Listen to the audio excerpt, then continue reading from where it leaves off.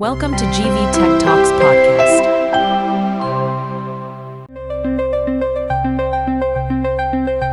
ఈరోజు మనం ఒక మాయాజాలం లాంటి ఆలోచన గురించి మాట్లాడుకుందాం. విద్యుత్ మరియు అయస్కాంతత్వం. ఇవి రెండు ఒకదానికొకటి అద్దం లాంటివే అనిపిస్తాయి. ఒకదాన్ని కదిపితే రెండోది పుడుతుంది. 10వ తరగతి భౌతిక శాస్త్ర పాఠ్యపుస్తకంలోని ఈ ఒక్క సూత్రం మన ఆధునిక ప్రపంచాన్ని, మన చుట్టూ ఉన్న ప్రతి వస్తువును ఎలా నడిపిస్తుందో ఈ రోజు లోతుగా చూద్దాం. అంటే మన చేతిలో ఉన్న ఫోన్ నుండి పెద్ద పెద్ద పవర్ ప్లాంట్ల వరకు అన్నీ దీని చుట్టూనే తిరుగుతాయి. అవును, ఇది ఒక అద్భుతమైన అనుబంధం. దాదాపు 200 సంవత్సరాల క్రితం, అంటే 1820 వరకు కూడా విద్యుత్ వేరు, అయస్కాంతత్వం వేరు అని అనుకునేవారు. వాటి మధ్య ఎలాంటి సంబంధం లేదని చాలా బలంగా నమ్మేవారు. కాని హాన్స్ క్రిస్టియన్ ఆయిర్స్టెడ్ అనే శాస్త్రవేత్త అనుకోకుండా చేసిన ఒక చిన్న ప్రయోగం మన ఆలోచనా విధానాన్ని పూర్తిగా శాశ్వతంగా మార్చేసింది. ఆ యాదృచ్ఛిక క్షణం నుండే మన ప్రయాణం మొదలవుతుంది. ఆ ప్రయోగం గురించి వినడానికి చాలా ఆసక్తిగా ఉంది. అనుకోకుండా అంటున్నారు అంటే అది కావాలని చేసింది కాదా? ఒక ఉపన్యాసం ఇస్తూ ప్రపంచాన్ని మార్చే ఆవిష్కరణ ఎలా చేశారు? సరిగ్గా అదే జరిగింది. ఓయిర్స్టెడ్ తన విద్యార్థులకు క్లాస్ చెబుతున్నారు. ఆయన టేబుల్ మీద ప్రయోగం కోసం ఒక బ్యాటరీ, కొన్ని తీగలు, వాటికి దగ్గరలోనే దారిని సూచించి ఒక దిక్సూచి ఉన్నాయి. ఆయన ఒక తీగను బ్యాటరీకి కలిపి దాని ద్వారా విద్యుత్ ప్రవాహాన్ని పంపినప్పుడు అప్పుడే ఆ దిక్సూచి కదిలిందా? అప్పుడే దానికి ఏమాత్రం సంబంధం లేని దిక్సూచి ముళ్ళు ఒక్కసారిగా కదిలి పక్కకు తిరిగింది. ఓ, ఒక్క నిమిషం. అంటే విద్యుత్ ప్రవహిస్తున్న తీగ తన పక్కనే ఉన్న దిక్సూచిని ప్రభావితం చేసిందనమాట. మరి కరెంట్ ఆపగానే బహుశా దిక్సూచి మళ్లీ యథాస్థానానికి వచ్చుంటుందా? చిత్తంగా స్విచ్ ఆఫ్ చేయగానే ముళ్ళు మళ్లీ ఉత్తర దక్షిణ దిశకు వచ్చేసింది. మళ్లీ ఆన్ చేస్తే మళ్లీ పక్కకు తిరిగింది. ఆ క్షణంలో ఓయిర్స్టెడ్కు అర్థమైంది, తను చరిత్రలో నిలిచిపోయే విషయాన్ని కనుగొన్నానని. విద్యుత్ ప్రవహిస్తున్నప్పుడు కేవలం ఎలక్ట్రాన్లు మాత్రమే కదలడం లేదు, వాటితో పాటు కంటికి కనపడని ఒక శక్తిక్షేత్రం కూడా పుడుతోంది. ఆ శక్తిక్షేత్రమే ఒక అయస్కాంత క్షేత్రం. ఇది చాలా పెద్ద విషయం కదా. అప్పటి వరకు వేరువేరు అనుకున్న రెండు శక్తులు ఒక్కటే నాణ్యానికి రెండు ముఖాలని తేలింది. సరే, కరెంట్ ఒక అయస్కాంత క్షేత్రాన్ని సృష్టిస్తుంది అని తెలిసాక నాకు వెంటనే వచ్చే ప్రశ్న, ఆ క్షేత్రం గాలిలో ఎలా వ్యాపించుంటుంది? అంటే దానికేదైనా ఒక ఆకారం, ఒక దిశ అంటూ ఉంటాయా, లేక అదొక గందరగోళమా? మంచి ప్రశ్న. ఆ క్షేత్రానికి ఒక నిర్దిష్టమైన ఆకారం, దిశ రెండూ ఉంటాయి. దానిని అర్థం చేసుకోవడానికి ఒక చాలా సులభమైన పద్ధతుంది. దానినే కుడి చేతి బొటనవేలి నిబంధన అంటారు. అంటే మన కుడి చేతితోనే దీన్ని కనిపెట్టవచ్చా? అదెలా? అవును. విద్యుత్ ప్రవహిస్తున్న ఒక నిటారైన తీగను మీ కుడి చేతితో పట్టుకున్నట్లు ఊహించుకోండి. మీ బొటనవేలును విద్యుత్ ప్రవహించే దిశలో ఉంచితే ఆ తీగ చుట్టూ ముడుచుకున్న మీ మిగిలిన 4 వేళ్లు అయస్కాంత క్షేత్రం యొక్క దిశను సూచిస్తాయి. అంటే ఆ క్షేత్రం తీగ చుట్టూ ఏకకేంద్రక వృత్తాల రూపంలో ఉంటుంది. ఇది భలే సింపుల్గా ఉంది. సరే, ఇప్పుడు ఒక స్ట్రెయిట్ తీగ కాకుండా దాన్ని ఒక స్ప్రింగ్ లాగా, అంటే ఒక తీగ చుట్టలాగా చుట్టేస్తే అప్పుడు కథ ఏమైనా మారుతుందా? అప్పుడు కథ పూర్తిగా మారుతుంది, ఇంకా ఆసక్తికరంగా తయారవుతుంది. అలా చుట్టిన తీగ చుట్టును మనం సాలినాయిడ్ అని పిలుస్తాం. ఒక సాలినాయిడ్ ద్వారా విద్యుత్ ప్రవహించినప్పుడు ఆ వృత్తాకార క్షేత్రాలన్నీ కలిసిపోయి ఒక శక్తివంతమైన ఏకరీతి క్షేత్రాన్ని సృష్టిస్తాయి. అప్పుడు ఆ సాలినాయిడ్ ఒక సాధారణ దండాయస్కాంతంలాగా ప్రవర్తిస్తుంది. దానికి కూడా స్పష్టమైన ఉత్తర దక్షిణ ధృవాలేర్పడతాయి. అంటే కేవలం ఒక తీగను చుట్టి దానిలో కరెంట్ పంపడం ద్వారా మనం ఒక అయస్కాంతాన్ని తయారు చెయ్యవచ్చన్నమాట. ఇక్కడే అసలు మలుపు వస్తుందని నాకనిపిస్తోంది. కరెంట్ ప్రవహించే తీగ ఒక అయస్కాంత క్షేత్రాన్ని సృష్టిస్తోంది. మరి అప్పటికే కరెంటు ప్రవహిస్తున్న తీగను మనం వేరే ఒక శక్తివంతమైన అయస్కాంత క్షేత్రంలో, ఉదాహరణకు 2 పెద్ద అయస్కాంతాల మధ్య ఉంచితే ఏమవుతుంది? ఒక అయస్కాంతం ఇంకో అయస్కాంతాన్ని కదిపినట్టు ఇక్కడ కూడా ఏదైనా కదలిక ఉంటుందా? సరి గపట్టుకున్నారు. అక్కడే అసలైన మ్యాజిక్ ఉంది. ఒక కరెంటు మోసుకెళ్లే తీగ తనకంటూ ఒక అయస్కాంత క్షేత్రాన్ని కలిగి ఉంటుంది. దానిని మనం వేరే అయస్కాంత క్షేత్రంలో పెట్టినప్పుడు ఈ 2 క్షేత్రాల మధ్య ఒక పరస్పర చర్య జరుగుతుంది. ఫలితంగా ఆ తీగ ఒక బలాన్ని అనుభవించి కదులుతుంది. ఆ బలం ఎంతుంటుంది? అది దేనిపై ఆధారపడి ఉంటుంది? ఆ బలం ఎంత ఉంటుందనేది ప్రధానంగా 3 విషయాలపై ఆధారపడి ఉంటుంది. మొదటిది, మీరు తీగలో ఎంత ఎక్కువ కరెంటు పంపుతున్నారనేది. అంటే మీరు ఎంత బలంగా నుడుతున్నారన్నమాట. రెండోది, ఆ అయస్కాంత క్షేత్రంలో తీగ ఎంత పొడవుగా ఉంది అనేది. ఎక్కువ పొడవుంటే ఎక్కువ బలం. ఇక మూడోది, మీరు వాడే బయటి అయస్కాంత క్షేత్రం ఎంత శక్తివంతమైనది అనేది. అయితే ఇక్కడ అసలైన కిటుకు కోణం. కోణమా? అదెలా? మీరు తీగను అయస్కాంత క్షేత్రానికి లంబంగా, అంటే 90 డిగ్రీల కోణంలో పెడితే గరిష్ట బలం పనిచేస్తుంది. అదే మీరు తీగను క్షేత్రానికి సమాంతరంగా పెడితే అసలు ఎలాంటి బలం పనిచేయదు, తీగ కదలదు. మీరు సరైన కోణంలో నెడితేనే గరిష్ట ప్రభావం ఉంటుంది, లేకపోతే బలం వృధా అవుతుంది. ఈ బలమనే కాన్సెప్టు చాలా ఆసక్తికరంగా ఉంది. నాకు గుర్తుంది, పాతకాలపు పెద్ద సిఆర్టీ టీవీల దగ్గరకు ఒక అయస్కాంతం తీసుకెళ్తే తెరమీద రంగులు, బొమ్మ అంతా చిందరవందరగా అయిపోయేది. దానికి కారణం కూడా ఇదేనా? ఖచ్చితంగా అదే కారణం. ఆ పాత టీవీలలో ఒక ఎలక్ట్రాన్ గన్ నుండి వేగంగా కదిలే ఎలక్ట్రాన్ల పుంజం తెరపై పడి చిత్రం ఏర్పరుస్తుంది. కదులుతున్న ఎలక్ట్రాన్లు అంటే ఒక రకంగా అది విద్యుత్ ప్రవాహమే. మీరు అయస్కాంతాన్ని దగ్గరకు తెచ్చినప్పుడు దాని క్షేత్రం ఈ ఎలక్ట్రాన్ పుంజంపై బలాన్ని ప్రయోగించి వాటి మార్గాన్ని పక్కకు మళ్లిస్తుంది. అందుకే చిత్రం వక్రీకరించబడి రంగులు చెదిరిపోయినట్టు కనిపిస్తుంది. అంటే ఒక్క క్షణం ఆగండి. ఓయర్స్టెడ్ అనుకోకుండా కనుక్కున్నొక చిన్న సూత్రం, కరెంటు పెడితే ఏదో కదులుతుంది అనేదే మన ఇంట్లో ఫ్యాన్ల నుంచి ఫ్యాక్టరీలోని పెద్ద పెద్ద మెషీన్ల వరకు అన్నింటికీ ఆధారం. ఆ చిన్న గమనిక లేకపోతే యాంత్రిక యుగమే వేరేలా ఉండేదేమో. నిస్సందేహంగా ఎలక్ట్రిక్ మోటార్ పనిచేసే ప్రాథమిక సూత్రమే ఇది.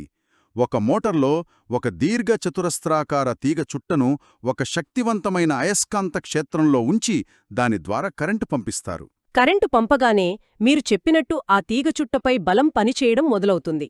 కాని అది ఎలా తిరుగుతుంది? ఇక్కడే దాని నిర్మాణం చాలా తెలివైనది. తీగచుట్ట యొక్క ఎదురెదురు భుజాలలో కరెంటు వ్యతిరేక దిశలలో ప్రవహిస్తుంది. దీనివల్ల ఒక భుజంపై బలం పైకి పనిచేస్తే ఎదురుగా ఉన్న భుజంపై బలం కిందికి పనిచేస్తుంది. ఈ రెండు బలాలు కలిసి ఒక జంటగా ఏర్పడి ఆ తీగచుట్టను గిర్రున తిప్పడం మొదలుపెడతాయి. అయితే తీగచుట్ట సగం దూరం తిరిగాక ఆగిపోవాలి కదా, ఎందుకంటే బలాల దిశలు మారిపోతాయి. అది వెనక్కి తిరగడానికి ప్రయత్నించాలి. కాని మోటార్లు నిరంతరం ఒకే దిశలో తిరుగుతూనే ఉంటాయి. అదెలా సాధ్యం? అక్కడే స్ప్లిట్ రింగ్ కమ్యూటేటర్ అనే ఒక అద్భుతమైన ఏర్పాటు వస్తుంది. ఇది ఒక ఉంగరాన్ని రెండుగా చీల్చినట్టుంటుంది. ప్రతి సగం భ్రమణం తర్వాత ఈ కమ్యూటేటరు తీగచుట్టలోకి వెళ్లే కరెంటు దిశను తెలివిగా రివర్స్ చేస్తుంది. ఓ, అదే రివర్స్ చేస్తుందన్నమాట. అవును, సరిగ్గా అదే. దీనివల్ల బలాల దిశలు కూడా రివర్స్ అయ్యి తీగచుట్ట ఎప్పుడూ ఒకే దిశలో నిరంతరాయంగా తిరుగుతూ ఉంటుంది. ఇలా ఎలక్ట్రిక్ మోటార్ విద్యుత్ శక్తిని యాంత్రిక శక్తిగా మారుస్తుంది. నాకిప్పుడికే గుర్తుంది, చిన్నప్పుడు సైన్స్ ఫేర్ కోసం ఒక బ్యాటరీ, మేకు, రాగి తీగతో ఒక చిన్న మోటార్ చేయడానికి ప్రయత్నించాను. అది కొద్దిగా కదిలినప్పుడు ఎంత ఆశ్చర్యపోయానో. ఇప్పుడు మీరు చెప్తుంటే అర్థమవుతోంది ఆ చిన్న ప్రయోగం వెనుక ఇంత పెద్ద శాస్త్రం దాగి ఉందని. సరే, విద్యుత్ ప్రవాహం చలనాన్ని సృష్టించగలదు, మనం ఇందాక అనుకున్న అద్దం లాంటి ఆలోచన ప్రకారం. దీనికి వ్యతిరేకం కూడా సాధ్యమేనా? అంటే చలనం ద్వారా మనం విద్యుత్ ప్రవాహాన్ని సృష్టించగలమా? ఖచ్చితంగా. ఆ అద్దంలో రెండో ప్రతిబింబాన్ని కనుగొన్నది మైఖేల్ ఫారడే. దీనినే విద్యుదయస్కాంత ప్రేరణ అంటారు.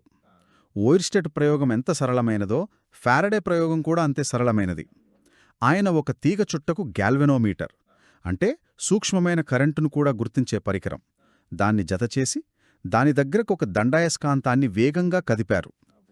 అప్పుడేమైంది? గ్యాల్వెనోమీటర్లో ముళ్ళు కదిలిందా? అవును, ఆశ్చర్యకరంగా కదిలింది. అంటే ఆ తీగ చుట్టలో విద్యుత్ ప్రవాహం ప్రేరేపించబడింది.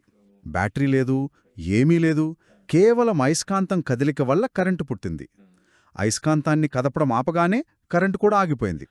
అయస్కాంతాన్ని వెనక్కి లాగినప్పుడు కరెంటు మళ్లీ ప్రేరేపించబడింది, కానీ ఈసారి వ్యతిరేక దిశలో. అంటే ఇక్కడ అసలు సూత్రం కదలిక లేదా మార్పు. హా, దీని వెనుకున్న భౌతిక శాస్త్రం ఏమిటి? దీనికి కారణం అయస్కాంత అభివాహంలో మార్పు. అయస్కాంత అభివాహం అంటే సింపుల్గా చెప్పాలంటే ఒక కిటికీ గుండా ఎంత గాలి వస్తోంది అని కొలవడం లాంటిది. ఇక్కడ కిటికీ అంటే తీగ చుట్ట, గాలి అంటే అయస్కాంత క్షేత్రం. మీరు అయస్కాంతాన్ని తీగ చుట్ట దగ్గరకు తెచ్చినప్పుడు ఆ కిటికీ గుండా వచ్చే గాలి అంటే అభివాహం పెరుగుతుంది, దూరం తీసుకెళ్ళినప్పుడు తగ్గుతుంది. ఫారడే నియమం ప్రకారం ఆ అభివాహంలో మార్పు వచ్చినప్పుడల్లా తీగ చుట్టులో కరెంటు పుడుతుంది. ఓకే, మోటార్ సూత్రం విద్యుత్ను చలనంగా మార్చితే ఈ ఫారడే సూత్రం చలనాన్ని విద్యుత్గా మార్చేస్తోంది. అంటే మన పవర్ ప్లాంట్లలో ఉండే పెద్ద పెద్ద జనరేటర్లు మనకు కరెంట్ ఇచ్చేవి ఈ సూత్రంపైనే పనిచేస్తాయా? అవును, 100%. ఎలక్ట్రిక్ జనరేటర్ ఫారడే సూత్రంపైనే ఆధారపడి పనిచేస్తుంది. ఇది యాంత్రిక శక్తిని విద్యుత్ శక్తిగా మారుస్తుంది. దీని నిర్మాణం కూడా చాలా వరకు మోటార్ను పోలి ఉంటుంది. ఒక తీగ చుట్టను అయస్కాంత క్షేత్రంలో గిర్రున తిప్పినప్పుడు దాని గుండా వెళ్లే అయస్కాంత అభివాహం నిరంతరం మారుతూ ఉంటుంది. ఈ మార్పు వల్ల తీగ చుట్టలో విద్యుత్ ప్రేరేపించబడుతుంది. జనరేటర్లంటే నాకు ఏసీ మరియు డీసీ జనరేటర్లు గుర్తొస్తాయి. ఆ తేడా ఎక్కడొస్తుంది? రెండింట్లోనూ తీగ చుట్ట తిరుగుతుంది, కరెంటు పుడుతుంది కదా. మంచి ప్రశ్న.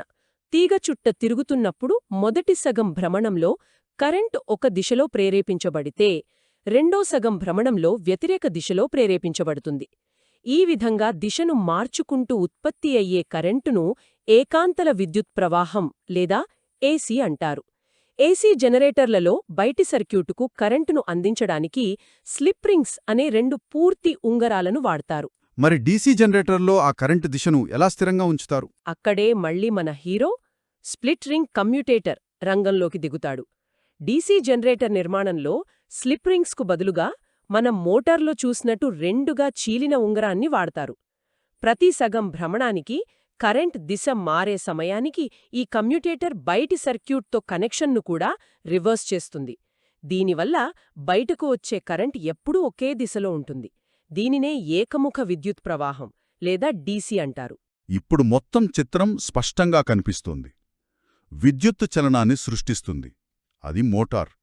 చలనం విద్యుత్తును సృష్టిస్తుంది, అది జనరేటర్.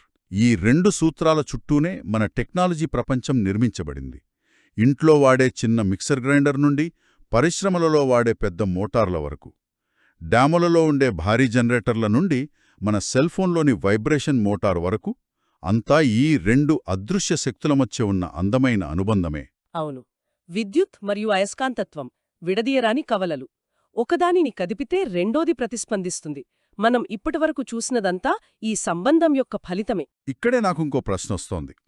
అయస్కాంత క్షేత్రానికి లంబంగా ఒక ఎలక్ట్రాన్ కదిలితే దానిపై బలం పనిచేస్తుందని మనం అనుకున్నాం. దాని దిశను ఎలా కనుగొనాలి? దీనికి కూడా మనం కుడిచేతి నిబంధననే వాడతాం, కానీ ఒక చిన్న మార్పుతో. ఎలక్ట్రాన్ రుణావేశం కనుక సాంప్రదాయ విద్యుత్ ప్రవాహ దిశ దాని చలన దిశకు వ్యతిరేకంగా ఉంటుంది. కాబట్టి మనం కుడిచేతి నిబంధనను ఉపయోగించేటప్పుడు చూపుడు వేలును క్షేత్రం దిశలో ఉంచి మధ్యవేలును అంటే ప్రవాహ దిశను ఎలక్ట్రాన్ వెళుతున్న దిశకు వ్యతిరేకంగా ఉంచాలి. అప్పుడు బొటనవేలు ఆ ఎలక్ట్రాన్పై పనిచేసే బలం దిశను సూచిస్తుంది. కాబట్టి ఓరిస్టెడ్ అనుకోకుండా కనుగొన్న ఈ లోతైన సంబంధం, ఫారడే దానికిచ్చిన పరిపూర్ణత్వం, ఈ 2 కలిసి మన ఆధునిక ప్రపంచానికి పునాది వేశాయి. ఇది ఆలోచిస్తుంటేనే చాలా అద్భుతంగా ఉంది. ప్రశ్న ఉంది. మారుతున్న అయస్కాంత క్షేత్రాలు విద్యుత్ క్షేత్రాలను అంటే కరెంటును సృష్టిస్తాయని ఫారడే ద్వారా మనం చూశాం. మరి మనం మొదట్లో అనుకున్న అద్దం సూత్రం ఇక్కడ కూడా వర్తిస్తుందా? అంటే మారుతున్న విద్యుత్ క్షేత్రాలు కూడా అయస్కాంత క్షేత్రాలను సృష్టించగలవా? ఈ ప్రశ్నకు సమాధానం వెతుకుతూనే జేమ్స్ క్లర్క్ మ్యాక్స్వెల్ లాంటి శాస్త్రవేత్తలు కేవలం విద్యుత్, మోటార్లు మాత్రమే కాదు, మన కంటికి కనిపించే కాంతి కూడా ఒక విద్యుదయస్కాంత తరంగమని కనుగొన్నారు. బహుశా దీని గురించి మనం మరోసారి చర్చిద్దాం.